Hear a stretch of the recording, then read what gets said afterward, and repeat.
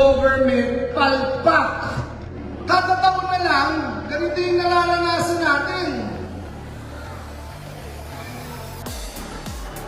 Nakakapikon na eh. Alam ko, hindi nyo naman gusto to eh. Kaya lang, wala kayong choice. Bakit? Hindi kayo makapaghanap buhay. Mahirap kumita pag ganito panahon. Konting ulan, baha. Kung nung mga nakaraang taon, hanggang bukong-bukong lang. Nung isang taon, hanggang bewa. Ngayon, lagpas tao na. Nakikiisa po ako sa inyo. Kung nalulungkot po kayo, doble ang lungkot ko.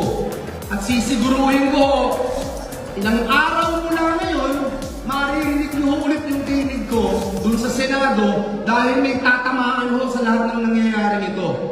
Hindi po pwedeng sabihin, marami kasi yung bagsak ng ulan eh.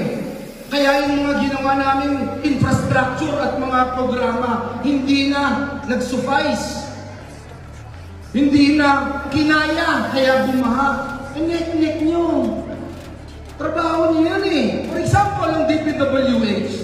Alam niyo ho ba, 1 bilyon sa isang araw ang pondo ng DPWH alone sa flood control alone. Eh, nasan yun? Hindi yun this year. Last year pa. Eh, 2 taon na po.